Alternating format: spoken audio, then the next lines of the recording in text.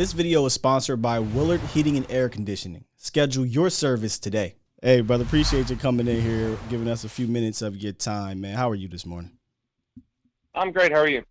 I'm good. Kind of got some news dropped on me like a bomb right before the show, and took my show a little bit of a different direction. I'm sure you probably heard about this and seen it yourself, B. But can you give us some more information on this Dalton Schultz quasi holdout situation going on here?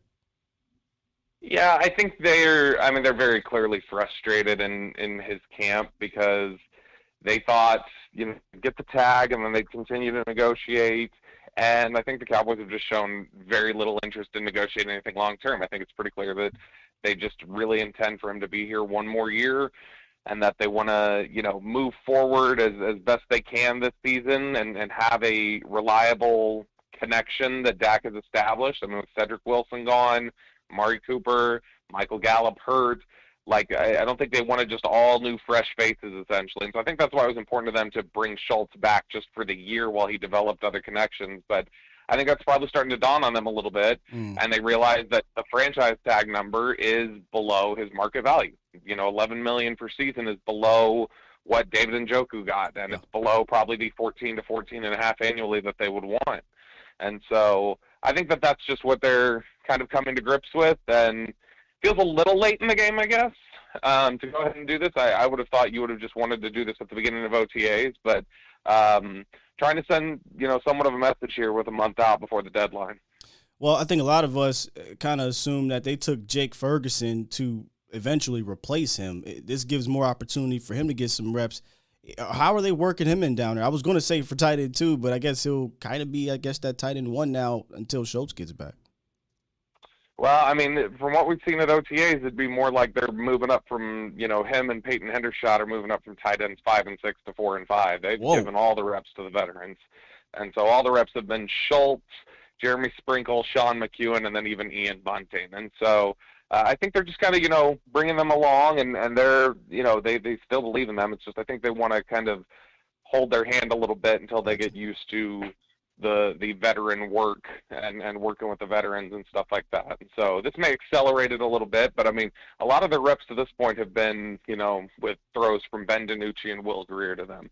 I understand that. It seems to be the thing that they do with these rookies every year. Same thing they did with one Tyler Smith, right? They have McGovern kind of working in as that first team guard, and then all of a sudden Tyler Smith will probably be your starter sooner rather than later. And you were the first one, I think, to kind of notice Tyler Smith's improvement at rookie camp. At least I remember the tweet. And now you've seen a few more of those practices, man. Why should Cowboy fans be excited about this young man? I mean, everything is there with the work ethic. We already know the traits are there. And so what the question is the work ethic there? Can he internalize the coaching? Can he take the classroom and apply it to the field? And so far the answer is yes. I mean, his hand placement's been a lot better. His footwork's been better.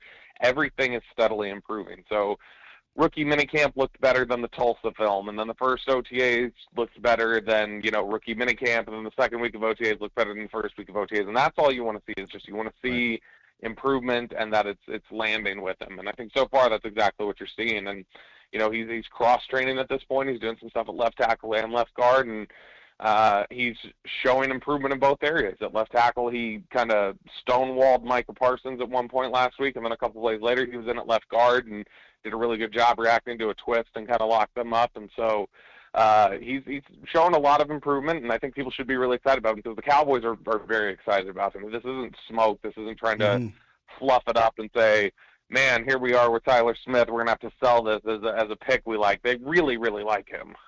I think what made me say, okay, something's up here with this young man is when you hear Dak Prescott, Ezekiel Elliott, Zach Martin, Micah Parsons talking glowingly as much as they have, and you get the attention of the veterans, something's different about this young man.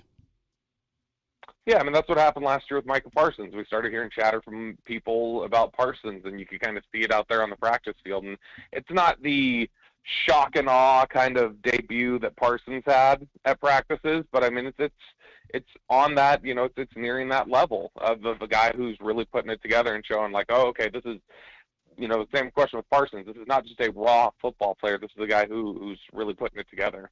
Yeah, so, we talk about Tyler Smith and Jake Ferguson. These two guys are going to be guys that hopefully start opening up holes for Zeke and Tony Pollard, who, Bobby, I think this is a very interesting year for both Zeke, TP, and that running back room in general. You got Zeke in, back-to-back years where he's been a bit dinged up. He's got that big cap number that Stephen Jones is already bringing up.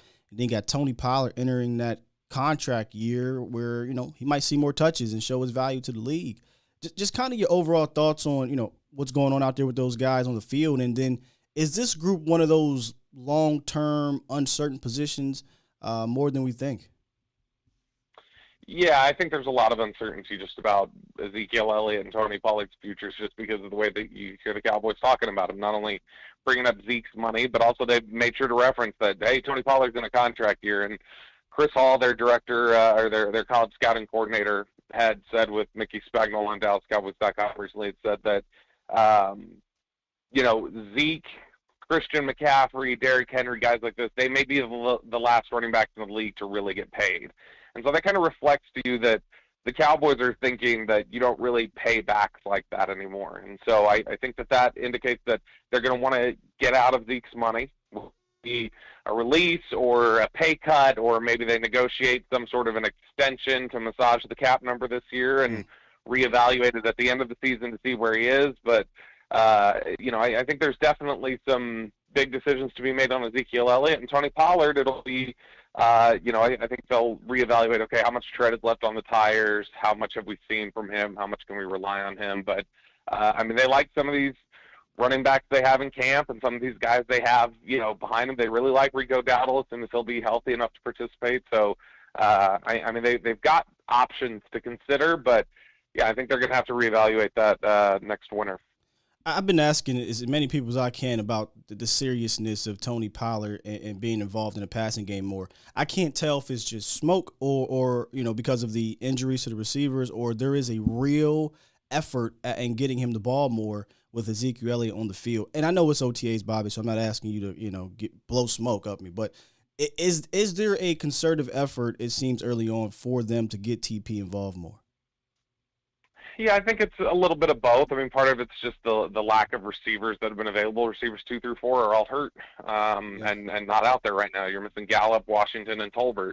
And so that's part of it, is getting his reps, and I'm sure we'll see even a lot more of it now that Dalton Schultz isn't going to be at OTAs. Crazy. But I think also another aspect of this is, again, we're talking about comfort level, and Dak Prescott's comfortable playing with Tony Pollard and has thrown to Tony Pollard and has had some of these reps with him before. And so, I think that there's probably a greater chemistry and a greater comfort level as you're trying to work in other guys that, that can help alleviate some of that pressure. So I wouldn't be surprised if he was used more in the passing game this year. I don't think it's going to be any, Christian McCaffrey, Marshall Faulk, or even like Richie Anderson from way back in the day. But I think he'll get his opportunity. I really think he could be used like an Austin Eckler when they had Gordon, or like a Alvin Kamara when the Saints have Ingram. I really think if Kellen looked at those guys, those offensive coordinators, he could get you 700-800 yards receiving and be a factor. But that's just me, Bobby. I don't know. Amari Cooper always was really high on Tony Pollard's route running ability. He always talked about how polished he was and how surprised he was for how good a route runner he was as a back. And so, there's fans of what he's able to do. There's a little bit of this, quick hit passing game that they like to do. And so, Tony Pollard fits into that. There's usually something that Kellen Moore has added to the offense each year that hadn't been there the year before. And obviously I know the issue for him has been hot starts and then slow finishes. That's been the book on him for 3 years now, that the offense starts hot and then goes cold. And so I understand people will be more interested in seeing it November and December, but I wouldn't be surprised if, as we enter September, that'll be one of the newer things that we see from them. Hey, in closing, Bobby, so I can get you going here. I know you probably got a busy day.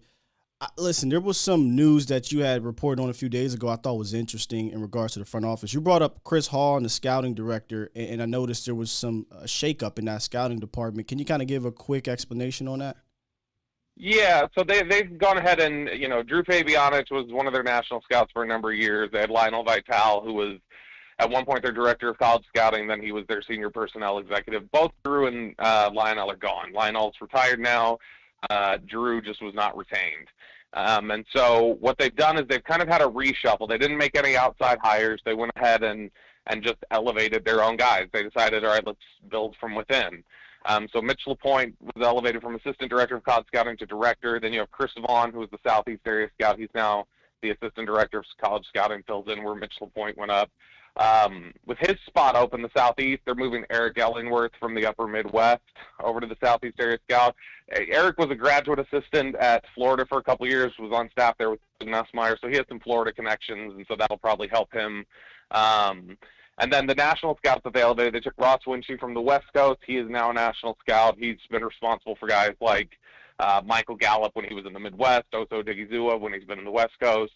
Klein Kubiak, Gary Kubiak's son, who's been on staff for a couple years now. They drafted 3 guys from his area of the Midwest this year, including Tyler Smith. And so Klein Kubiak and Ross Winchie will be national scouts now, and we'll see if any more shuffles occur after that. Good stuff, Bobby, man. I appreciate that.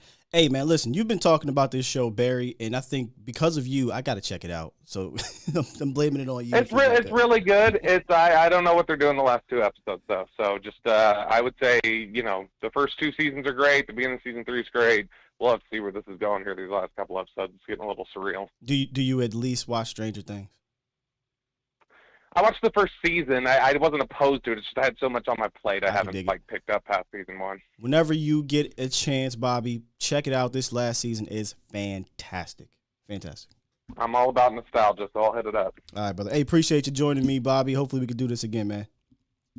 Absolutely. Thanks, man. This video is brought to you by Willard Heating and Air Conditioning. Willard is your go-to destination for air conditioning, heating, air quality, insulation, ductwork, and more. They've served the DFW area for over 30 years, and with their 100% money-back guarantee and 24/7 emergency service available, it's no surprise they have the best client reviews in the business. We know how brutal these summer months can be without the proper AC, which is why you need to call Willard Heating and Air Conditioning today. They'll keep your home cool with the highest air quality with the guaranteed top-notch customer service. It's only getting hotter here in Dallas, so schedule your service appointment today at willardac.com.